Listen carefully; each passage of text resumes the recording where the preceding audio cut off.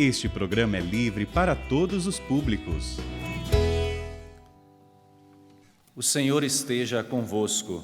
Ele está no meio de nós. Proclamação do Evangelho de Jesus Cristo segundo Lucas. Glória a vós, Senhor. Naquele tempo, Jesus contou esta parábola para alguns que confiavam na sua própria justiça e desprezavam os outros. 2 homens subiram ao templo para rezar. Um era fariseu, o outro era cobrador de impostos.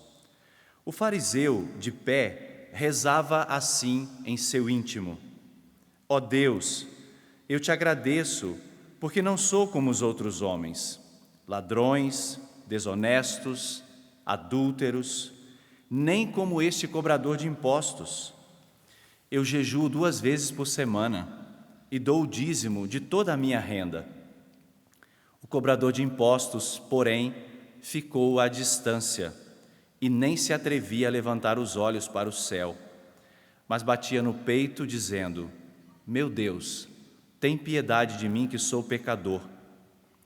Eu vos digo, este último voltou para casa justificado, o outro não. Pois quem se eleva será humilhado, e quem se humilha será elevado. Palavra da salvação. Glória a vós, Senhor.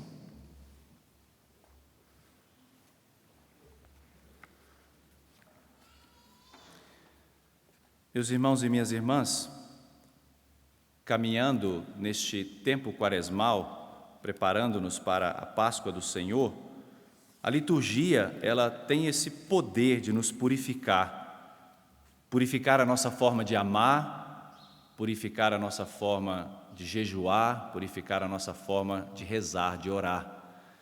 As práticas que nós realizamos, elas no tempo quaresmal, elas passam por esse processo de purificação para que retornem à sua finalidade original, para que retornem ao objetivo que é na nossa vida as práticas espirituais, porque do contrário elas perderiam a sua real finalidade. A primeira leitura de hoje, do profeta Oséias, termina dizendo: Eu quero amor e não sacrifícios, conhecimento de Deus mais do que holocaustos. Nós rezamos com o Salmo: Quis misericórdia, não sacrifício. Por quê? Justamente esse é o tema. Se a vida espiritual, ela não me eleva no sentido de me colocar mais perto de Deus e, consequentemente, mais perto dos meus irmãos, existe um desvio de finalidade. A minha prática espiritual, a minha oração, os meus sacrifícios, as minhas orações, elas não estão em sintonia. E aqui, no Evangelho, de modo particular, nós vemos 2 experiências bem diferentes de vida espiritual. Uma vida espiritual inautêntica, porque o fariseu, apesar de ser um homem de muita oração, de muitas práticas, mas ele caiu no que eu chamo de EPP. Você já viu falar dessa doença? EPP? Não? Engano próprio profundo. O engano de si mesmo, o engano de achar-se melhor do que os outros, de achar-se justificado. Uma vida espiritual inautêntica, falida, porque a oração dele não saiu nem daquele espaço do templo.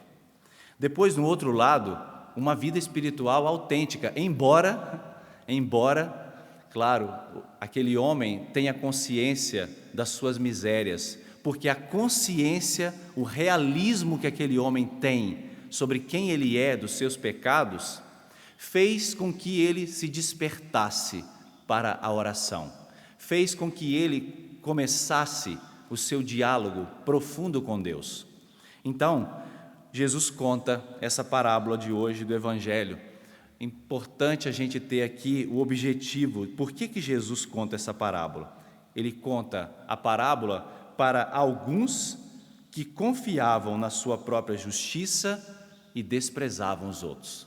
Foi esse o objetivo que Jesus contou a parábola. A tradução original fala para aqueles que eram presunçosos. Não é que confiavam na própria justiça, são os presunçosos, e que desprezavam os outros. Vamos entender isso.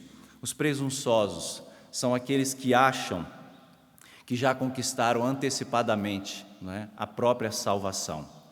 Aqui é bom distinguir duas coisas. Existe um conceito que nós chamamos de autoconfiança, que é uma coisa boa. A autoconfiança é um elemento bom, é aquela justa medida das minhas capacidades. Você pode se dar conta de que você está fazendo uma caminhada espiritual boa, de que você está buscando uma vida reta, de que você tem boas intenções, você quer ser uma pessoa de Deus. Você pode ter consciência disso, daquilo que a graça de Deus já realizou na sua vida. Não existe nenhum mal nisso. Isso é a autoconfiança, essa justa medida das nossas capacidades. E aí, essa autoconfiança me dá também a consciência de que eu caminho entre iguais. Os meus irmãos também de caminhada também são iguais a mim. Agora, a presunção não. É eu sim, o outro não. Eu posso, eu caminho num pedestal, o que eu faço me coloca num pedestal, num pódio, e eu acho que eu sou melhor do que as outras pessoas. Sentir-se melhor do que o outro. Aí entra o que eu falei, a falência da vida espiritual. Porque a autoconfiança, ela me faz sentir bem para que eu também ajude os meus irmãos na caminhada de cada um. Mas a presunção, ela me faz sentir melhor do que o outro, e aqui o texto diz, desprezavam os outros. A tradução original do grego é anular o outro, ou seja, o outro e nada é a mesma coisa. Nós corremos esse risco, meus irmãos, na nossa vida espiritual, né, de nos preocupar, claro, com a observância dos mandamentos e dos preceitos e imaginar que isso me faz melhor do que os outros. No final do Evangelho, Jesus foi bem claro: quem se eleva será humilhado. Quem se acha nesse direito de se achar melhor do que o outro, um dia vai tocar na sua própria humanidade. Ser humilhado não quer dizer que vai ser exposto, não. Aqui, humilhado vem de humus, que é da natureza, vai tocar na própria miséria. Quem se acha melhor do que o outro, um dia vai experimentar a própria fraqueza e vai aprender o que é misericórdia. Do contrário, quem se humilha, ou seja, quem tem esse realismo, quem sabe a sua fraqueza, a sua fragilidade, vai ser elevado, porque vai se colocar única e exclusivamente nas mãos de Deus, e Deus vai nos tirar dessa condição. Deus vai nos fazer passar da vida velha para uma vida nova, vai nos tirar das trevas para a luz. E aí Jesus conta essa parábola desses dois homens que subiram ao templo para rezar. Vejam, dois homens fazem uma mesma ação, que é para rezar, mas em dois modos diferentes, né? Que motivação trouxe você aqui hoje? Por que o seu coração foi atraído para estar aqui hoje na Santa Missa? O que te trouxe?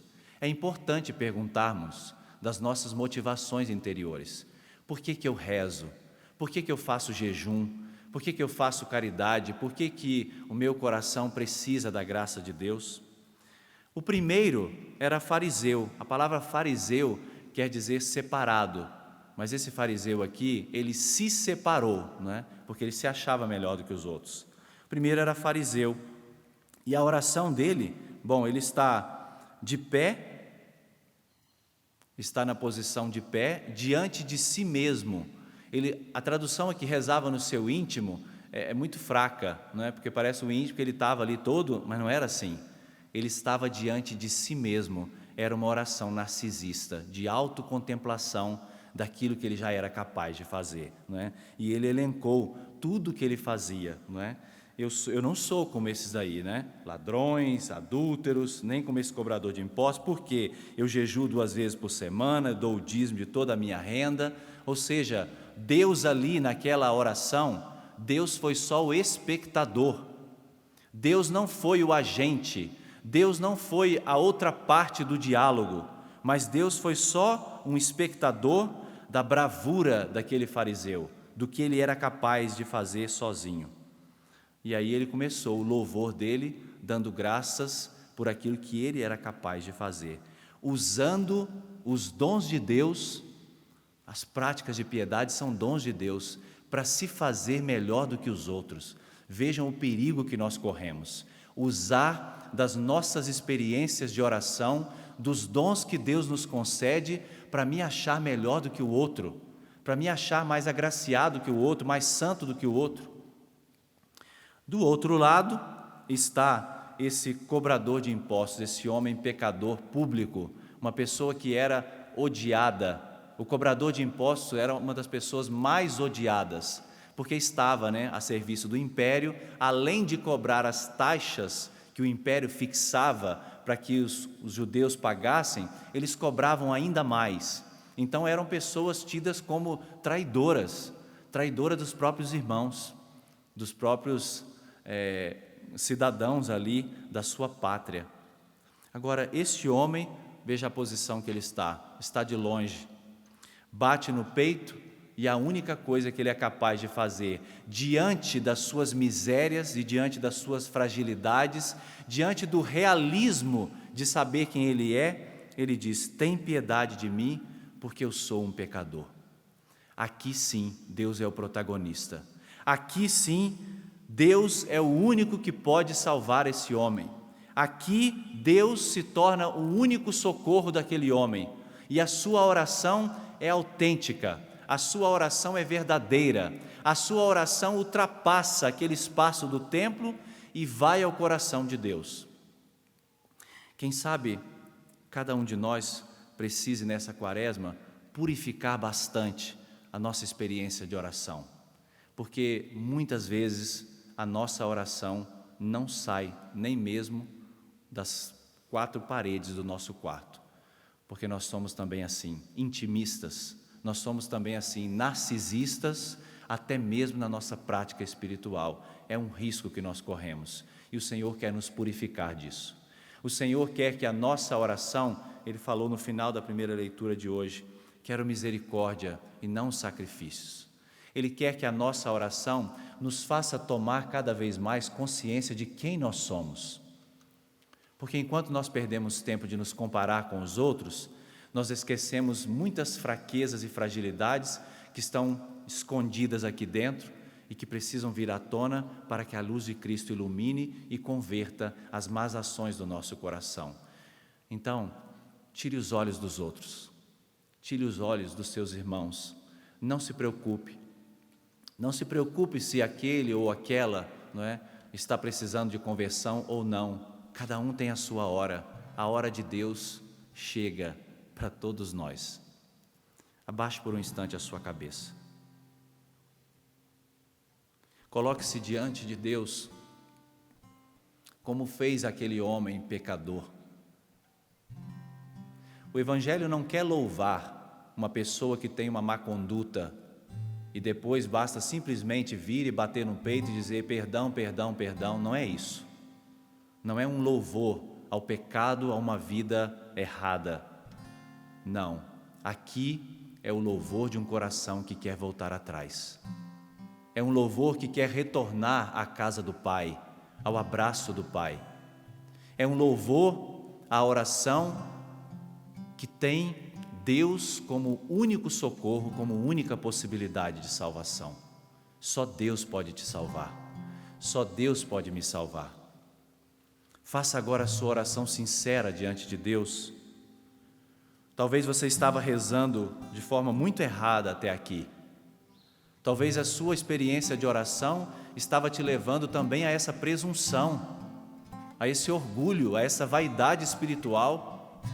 E hoje o Senhor precisa tocar o seu coração para te dizer que a sua oração tem que te fazer humilde, tem que te fazer reconhecer as tuas misérias e olhar para os teus irmãos com misericórdia e com compaixão.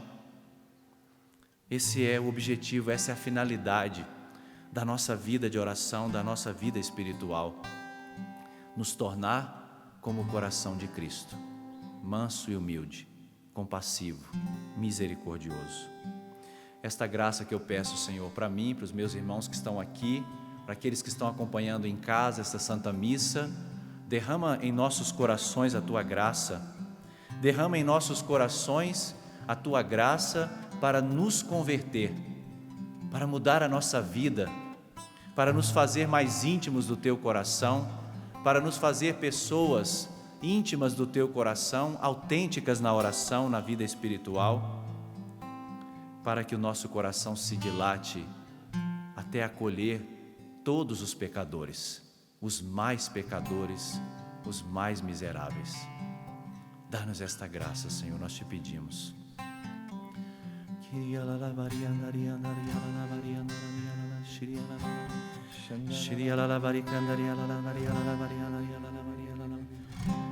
Solte a sua voz e deixe o Espírito Santo agora rezar em você.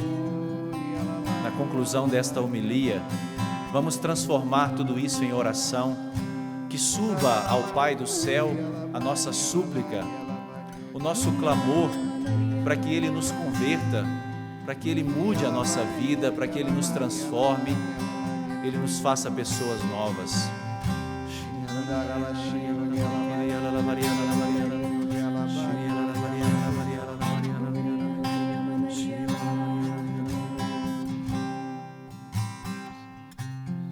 Obrigado, Senhor, pela Tua graça.